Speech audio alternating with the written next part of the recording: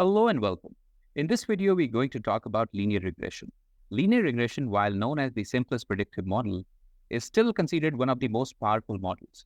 In this video, we'll go over the applied cases of linear regression, understand all the important aspects of theory and the assumptions that you need to know before you perform linear regression. Let's get started. So there are kind of problems which are popular with a particular predictive model. So whenever you learn linear regression, there are a set of problems which are quite popular to be solved using linear regression, and these are known as the house price prediction problems. There are multiple data sets: Melbourne house price prediction, Boston house price prediction, California house price prediction. So there are multiple data sets like these which are available. We'll be also using one of those data sets in the hands-on piece. But as of now, let's understand what are we trying to do here. So we are trying to predict the price of a house. Let's say we have some sample data where we have some houses.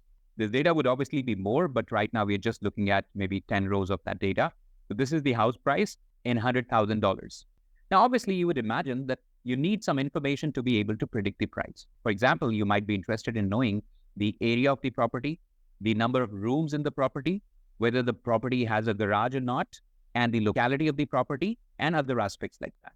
So if you have been given additional information to predict the price, that becomes very easy. But here is the twist. The twist is, what if there is no additional information is given to you? The only information that's provided to you is the historical house price. So what we're asking you to do is that predict the house price using the house price. How is that even possible? Let's understand that, because that's where lies the foundation of linear regression, which often people don't really know very well. So let's say we only have the house price available. So the best we can do is we can point these points as per the y-axis, because we just have one dimension of data available here in this case. Only the house prices are available. All we are doing is, as per the serial number, which is not an explanatory feature because that's how the prices were listed, we are saying that we will be able to plot these points as per the price, the same 10 points that you saw earlier. Now, how do you go about making a prediction with just one variable? Actually, we do it quite often. If you think a little bit, you'll get an idea that if you have nothing available, you can probably take an average of the available data and make that as the prediction. That's why we call these as central tendencies, because this represents the overall data in just one point. So the best guess in this case, when there is no other feature available for you to explain the house price, would be the average of the given data points itself. But is that good?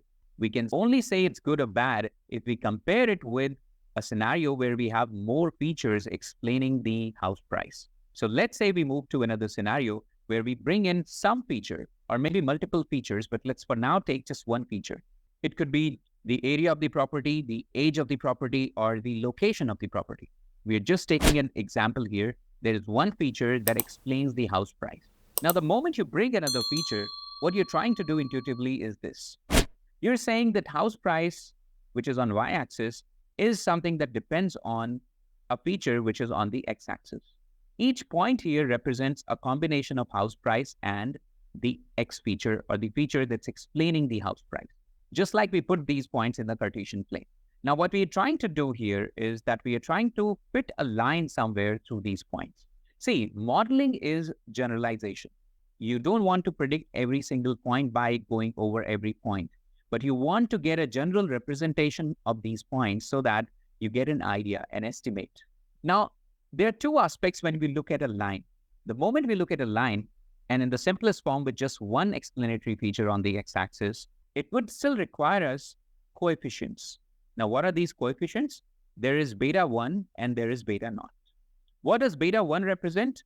Beta 1 represents the slope of the line, or the angle at which this line is aligned to the x-axis. And beta naught represents the intercept, the point where this line would intersect or touch the y-axis, or cut the y-axis. So beta 1 is called slope and beta naught is called intercept. If we know just one of these, let's say we only know beta 1, can we confidently come up with a line which represents these points? Probably we'll be a little confused. Why? Let's understand that. If we know only beta 1 and no beta naught, then the possibilities are multiple. For example, we could finalize any of these lines. These dashed lines that you see here have the same beta 1, same slope against the x-axis. So there would be multiple lines which will have the same slope. Would all these lines represent these points very well? Obviously, this line probably doesn't do that justice which the black line was doing. And so is the case with this dashed line. Now, let's say we only knew beta naught and didn't care about beta 1, then what will happen? well, then there is a possibility that you will get lines with different slopes, all touching the y-axis or cutting the y-axis at the same point. So once again, you're not able to finalize which line represents these points best. We need to know at least these two coefficients, beta naught and beta 1, to be able to come up with a line. What is the logic behind the calculation of these coefficients is something that we're seeing next. So when we have points like these, we obviously would want this line to best represent these points. And in order to be able to do that, we need to minimize the error. What is the error? Error is nothing but the difference between an actual point and the predicted value. So here y hat represents these values on the line corresponding to these points. The y hat is this value on the line everywhere, as you can see. And yi are these points, these circles that you see, which are already present here. So for a given value of x, we know the actual value yi, but we know that we are making a prediction, which is a value here. The difference between this value, which is the actual value, and the prediction is known as the error. And obviously, we want to minimize this error. It's practically not possible to fit a line that goes through all these points. One single line wouldn't be able to do that. But we want to settle for a line which leaves the least error. But one limitation here is that this error, right now, if you just calculate it like a difference, could be negative as well as positive. When the point is above the line, it will be a positive value when you take the difference. When the point is below the line, it will be a negative value. So to eradicate that problem, we take the squared differences, not just the simple differences, but the squared differences. We add them all up because we are concerned about representing all the points through this line. So we add the squared differences and try to keep this error as the minimum. This is the logic we apply using something known as the differential calculus. We find out the values of beta 1 and beta naught, such that the sum of squared errors is minimum. These kind of problems in calculus are known as the maxima minima kind of problem. We are particularly interested in obtaining the minimum value for an equation. But what if we have multiple variables? You simply extend that equation in the same linear fashion. So last time we had just beta 1x, but if we have multiple features like x1, x2, x3, like we kind of talked about originally, could be the area of the property, could be the location, could be the income of people living in that locality. All those features can be linearly put like this, along with an intercept to form that equation. So till the time you had just one feature, it is known as the simple linear regression. When you have multiple features, it's known as the multiple linear regression. Linear regression till date acts as a baseline model in all the predictive modeling and supervised learning endeavors where you are predicting a value. So let's understand what makes linear regression so popular. Why is it that everybody still talks about it? Even though we have a lot of advanced models available today, why is it that linear regression is still so popular? So the reason for its popularity is its simplicity. Let's understand that. Let's say we have an equation here where we are predicting the value y1 hat using certain features. So we have a combination of features and the corresponding coefficients available. What if you're asked a question, all else being equal, what will be the change in y hat if we increase x1 by 1 unit? Imagine a scenario where y hat represents your sales and x1 represents your spends on Google ads, x2 represents your spends on Facebook ads or Meta ads, and x3 represents your spends on print media, so on and so forth. The management could be very much interested in predicting these sales provided they increase the spends on Google ads. Often business would seek such answers from you.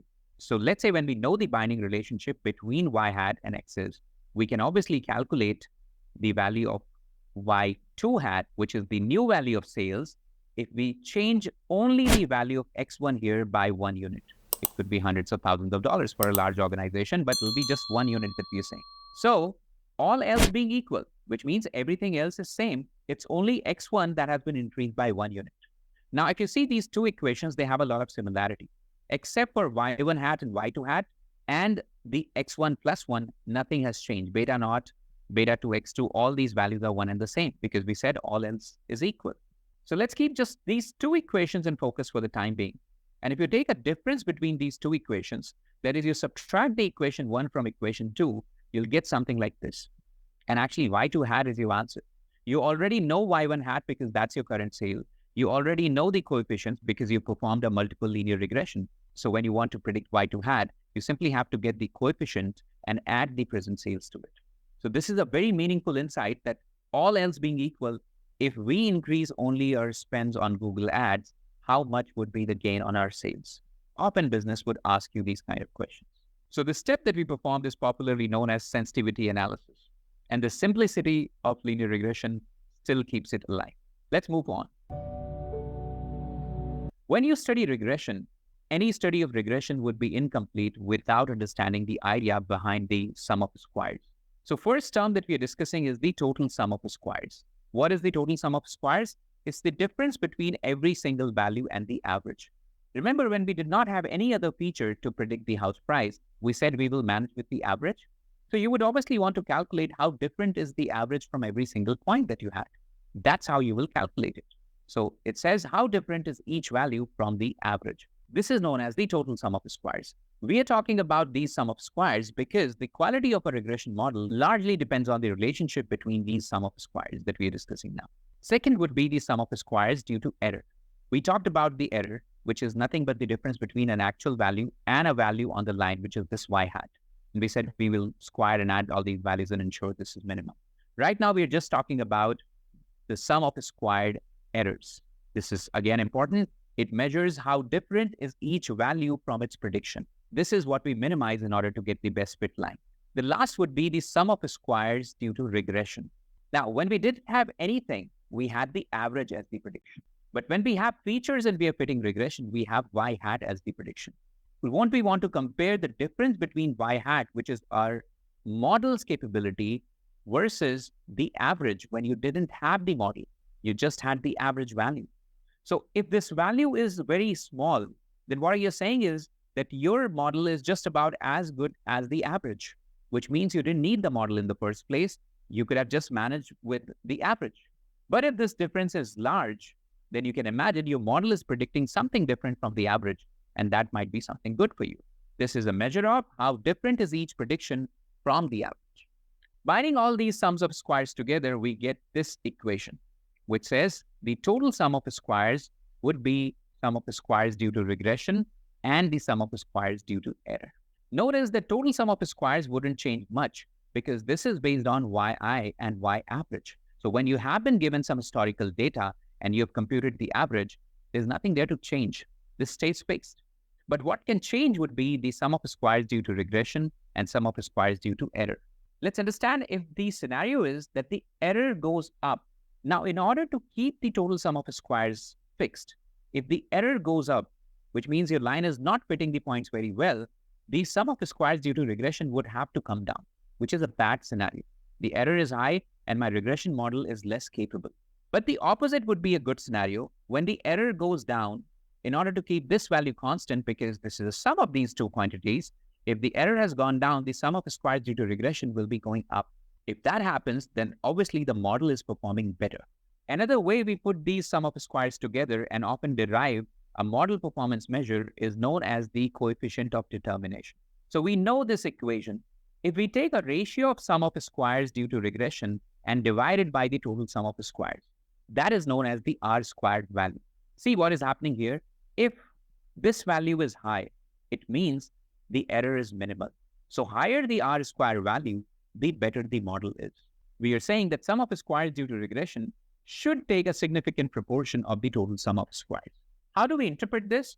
Let's say if we have an R squared value of 90%, it simply means that 90% of the variability in our dependent variable, let's say the house price, can be explained by the independent variables which we have considered in our model, which means we have considered the right features, and this is a good relationship. Features that we have considered are able to significantly explain the house price. That's how we would want our models to be. But there's a problem with coefficient of determination. It often tends to increase when you add more and more features. What if we continue to add features which are somewhat redundant? For example, there's a possibility that number of rooms in a property would again be proportional to the area of the property. Similarly, the presence of garage in a property would again be related to the area of the property. So it's quite likely that we end up getting features which are redundant. In such cases, you will see R square will still continue to increase. That's where we use something different, which is known as the adjusted coefficient of determination. What does it do? It accounts for the number of features and penalizes the model if the features are redundant. So there's a formula for this. This ratio here that you see is nothing but another form of 1 minus R squared. And what are we doing? We are taking the values here as n minus 1. N is the number of observations in the data, and k is the number of features. So generally, adjusted R squared tends to penalize a model for bringing redundant features. If you have more redundant features, you will find the difference between R squared and adjusted R squared would increase. Notice that adjusted R squared is always less than or equal to R squared value. It's never more than R squared. We want these to be close. We don't want them to be very different. If they're very different, it simply indicates that you have features in your model which are redundant. Next, we're going to talk about assumptions. Linear regression comes with a set of assumptions. At least in the earlier times, it was mandatory for one to satisfy these assumptions before performing linear regression. We'll talk about these from the hands-on aspect when we do the hands-on piece in Python. But for now, let's understand these assumptions and what is the way out if these assumptions are not satisfied. So the first assumption is, we are saying we are performing linear regression. It means that the independent variables should have a linear association with the dependent variable. If you have independent variables on the x-axis and dependent variable on the y-axis, you at least want to ensure that there is a linear association, which means visually the points should be aligned in such a way that they can be justifiably represented with the help of a line. But what if the points are somewhat different? It's more of a curvilinear scenario if you see. Obviously, in this case, force-fitting a regression would not be a good idea. So what is the solution? If let's say we encounter a scenario where some of the variables in our data are linearly associated with the target, but some variables don't seem to have that association. In those cases, we perform transformations. That's a part that we can study separately, but in general, this is just to give you an example. If you have, let's say, a data which is exponentially distributed. So a lot of times upon visually inspecting the pattern, we will be able to assign a distribution to the variable. And in those cases, we can choose an appropriate transformation and make the data linear. The only difference is you will not work with the original variable, but you'll be, let's say in this case, working with the log transformed variable. This is not the only transformation. There are multiple transformations. We'll probably talk about it in a separate video. But for now, understand just at a high level, if you have linearity assumption not satisfied, we can try out transformation. It is not guaranteeing a solution all the time, but wherever it is possible, we will try to do appropriate transformations and then apply linear regression. The second assumption is about multi-collinearity. So often what happens is that the independent variables or the explanatory features in our data are correlated with each other. We are happy to have correlations between the independent variables and the dependent variables, but we don't want correlations between the independent variables. In a way, we just talked about it when we mentioned the adjusted R squared. What if we continue to add variables which are redundant? Our endeavor is to keep our model simple by not adding variables which are redundant. And if we encounter such scenarios, if we choose to treat multi-collinearity, we can do so by using techniques like principal component analysis. We have created a sequence of videos on principal component analysis. You may watch those to understand this a little better. And we can also use something that's known as the variance inflation factor to decide whether we want to keep certain variables in our model or not. So our next assumption is related to homoscedasticity. The term sounds quite heavy, but let's just understand what does it actually mean. Let's say the error, which is nothing but the difference between the actual values and the predicted values. We are talking about just the difference, not the squared values.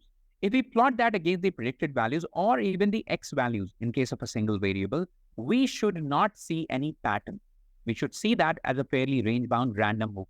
If that is the case, then it will be called homoscedastic, which means residual or error does not form a pattern with the predicted values or even the x values if you have just one factor explaining the outcome. But if the error begins to form a pattern with the predicted values or the x values, which represents the feature which explains the outcome, then there is a problem, and that's called heteroscedastic. So this is a plot between the error and the predicted values. In some books, it will be the error and the x values.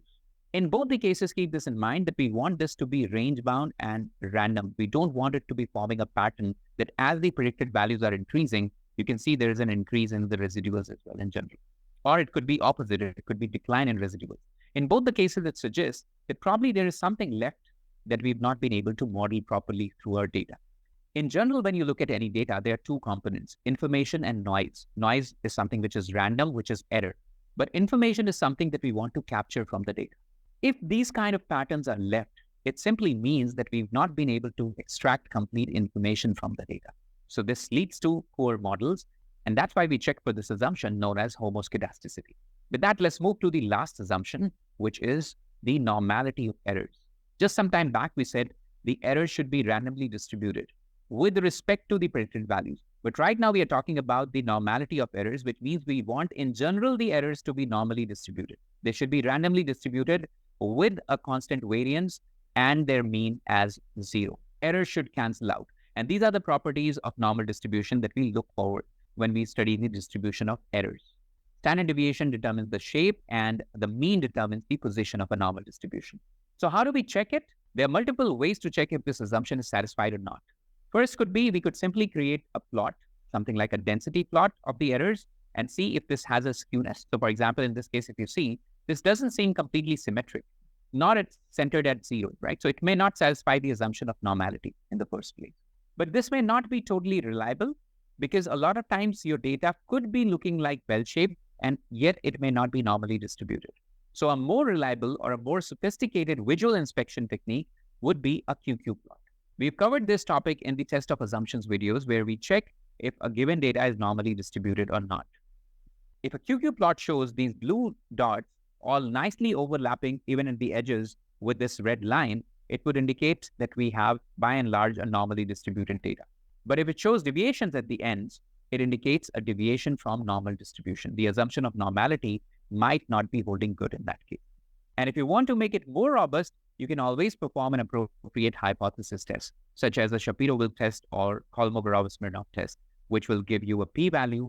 Essentially, the null hypothesis in this case is that the data is normally distributed, but if you get a p-value less than 0.05, you reject the null hypothesis. So these were all the assumptions of linear regression that we talked about. All right, so this brings us to an end of this video. We have discussed different aspects of linear regression, starting from when you do not have an explanatory feature to when you have one feature or multiple features, what makes linear regression very popular, and all possible assumptions of linear regression.